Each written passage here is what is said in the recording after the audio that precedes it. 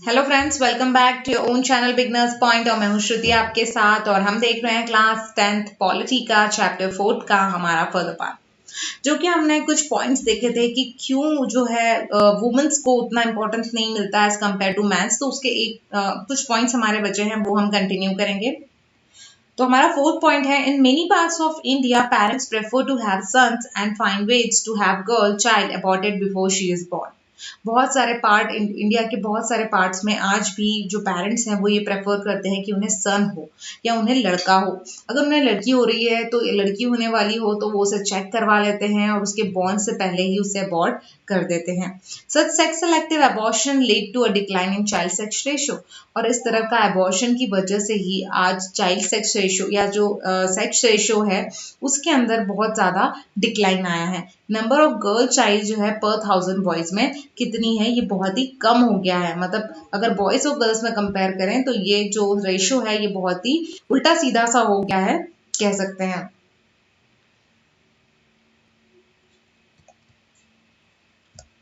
In our country to merely 927, मतलब ये कहा गया है कि अगर 1000 लड़के हैं तो उसके पीछे हमारी कंट्री में 927 लड़कियां हैं। As the map shows this ratio has fallen below 850 और इवन 800 इन सम प्लेसेस। और हमारा मैप जो ऊपर दिया गया है वो हम अभी देखेंगे। उस मैप में बताया गया है कि कुछ एरियाज तो ऐसे हैं जहां पर 1000 लड़कों के पीछे 800 या 850 लड़कियां ही हैं। मतलब सोचिए कि कितना ज्यादा रेशियो जो है वो मिसमैच है। ये हमारा मैप दिया हुआ है। मैप में आप देख सकते हैं चाइल्ड सेक्स रेशियो बिलो 800 कौन से एरियाज में आप देख सकते हैं। जो डार्क रेड वाला एरिया दिख रहा है वहां पर गर्ल्स जो हैं 800 से भी कम है 1000 लड़कों पर। वहीं 800 टू 849 की बात करें तो ये कुछ एरियाज हमें दिए गए हैं।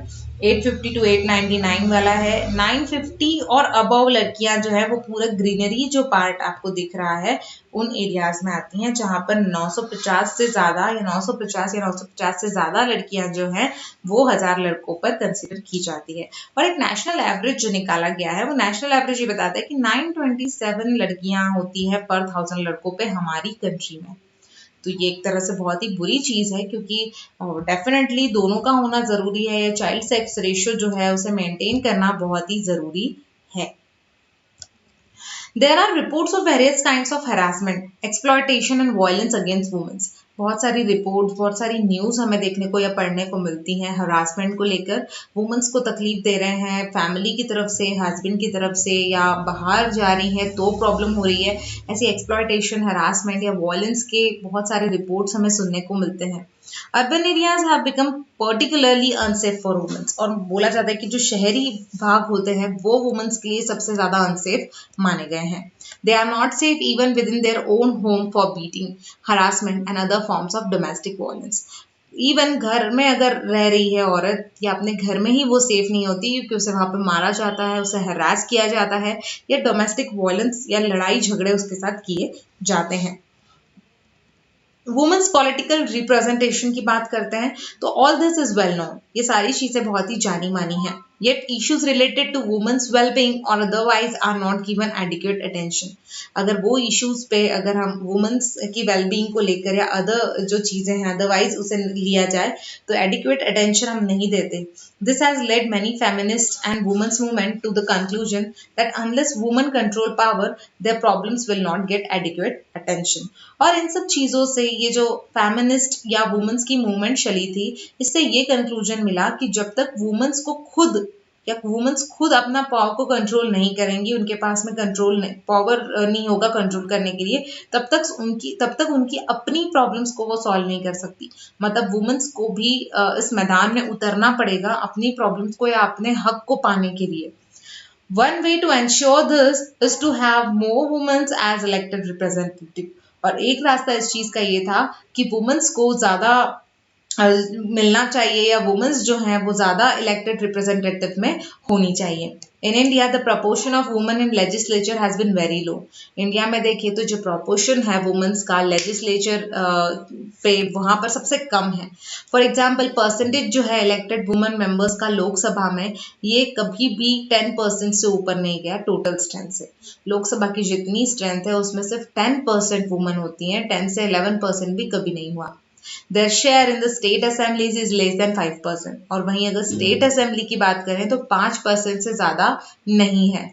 In this respect India is among the bottom group of Nations in the world, और इस केस में देखें, अगर इस रिस्पेक्ट में देखें तो इंडिया जो है ये बॉटम के ग्रुप में आता है नेशंस के पूरे वर्ल्ड में देखा जाए तो। इंडिया इज बिहाइंड द, यहाँ पे ग्राफ दिया हुआ है, women in national parliament different regions का वर्ल्ड के दिया है परसेंटेज में। आप देखेंगे नॉर्डिक कंट्रीज में 40% वुमेन्स होती हैं जो पार्लियामेंट में होती हैं, अमेरिका में 20% है, अबो है, यूरोप में 19.6 है, सब सहारियन अफ्रीका जो है वहां पर 16.5 है, एशिया में 16.3, पैसिफिक साउथ एशिया में, और इंडिया की बात करें तो 8.3 है, जो कि वर्ल्ड का एवरेज माना गया है 16.8। तो एटलीस्ट 16.8% से ज्यादा वुमेन्स जो हैं एटलीस्ट नेशनल पार्लियामेंट में होना चाहिए। Average for several developing countries of Africa and Latin America, और यहाँ पर ये एवरेजेस दिए गए हैं कुछ डेवलपिंग कंट्रीज के जो अफ्रीका और लैटिन अमेरिका है।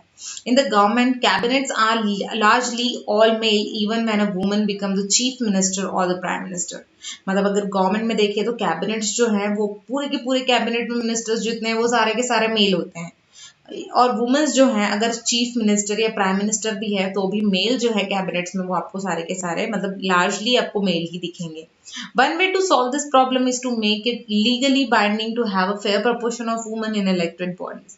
एक रास्ता ये है कि इस प्रॉब्लम को अगर आप लीगली बाइंड करना चाहते हो तो फेयर प्रपोर्शन या सही प्रपोर्शन होना जरूरी है वुमेन्स का भी इलेक्टेड बॉडीज में। This is what the Panchayati Raj has done in India, और ये चीज पंचायती राज ने की है इंडिया में। 1/3 of the seats in local government bodies, मतलब 1/3 ऑफ जो सीट्स हैं लोकल गवर्नमेंट बॉडीज में in panchayat and municipalities are now reserve for women. और जैसे पंचायत या म्यूनसिपैलिटीज में जो 1/3 पोजीशन है वो रिजर्व की है वुमेन्स के लिए, मतलब अगर 3 सीट है तो उसमें से 1 सीट वुमेन के लिए होगी ही।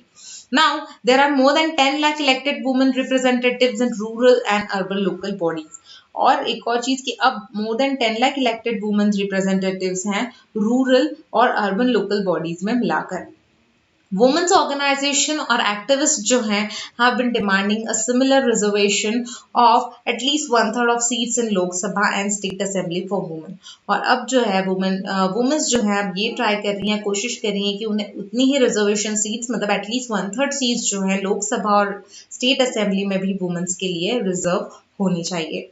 A bill with this proposal has been pending before the parliament for more than a decade। मतलब 10 साल से ज्यादा हो चुका है और ये बिल जो है अब तक पास नहीं हुआ है। ये प्रपोजल जो है अभी भी पेंडिंग में रखा गया है पार्लियामेंट में। 10 साल से ज्यादा हो चुके हैं, 1 डिकेड हो चुका है।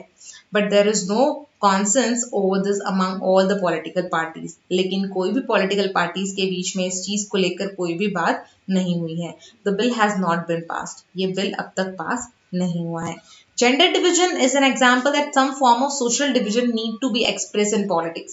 Gender division जो है ये एग्जाम्पल है कि कुछ फॉर्म ऑफ सोशल डिविजन जो है उन्हें पॉलिटिक्स में एक्सप्रेस करना बहुत जरूरी है। This also shows that disadvantaged groups do benefit with social division become political issue। और ये चीज ये शो करती है कि जो डिसएडवांटेज ग्रुप है जैसे वुमेन्स का ग्रुप, उन्हें डिसएडवांटेज मिल रहा है हर चीज में, तो वो ग्रुप जो है उन्हें बेनिफिट मिल सकता है सोशल डिवीजन जब पॉलिटिकल इशू में कंसिडर किया जाएगा। Do you think that women could have made the gains we noted above if their unequal treatment was not raised in a political domain? क्या आपको लगता है कि वुमेन्स जो है अपना गेन कर पाएंगी या अपनी पोजीशन को जीत पाएंगी जो ऊपर दिया गया है अगर अनइक्वल ट्रीटमेंट उन्हें इसी तरह से अनइक्वल ट्रीटमेंट जो है उनका वो रेज नहीं किया गया पॉलिटिकल डोमेन में? तो देख सकते हैं एक और पिक्चर दिया गया है हमें, यहाँ बताया गया है if casteism and communalism are bad what makes feminism a good thing. अगर कास्टिज्म और कम्युनलिज्म को हम बोलते हैं एक कम्युनिटी है यार, ये छोटी कम्युनिटी है, ये कास्ट छोटी है, तो इस चीज को हम बुरा मानते हैं, छोटी कास्ट वाले हैं बुरा मानते हैं, तो ये फेमिनिज्म क्या अच्छी चीज है? फेमिनिज्म या फेमिनिस्ट जो कर रही हैं या लेडीज जो कर रही हैं क्या ये बुरा नहीं है? ये भी तो बुरा है।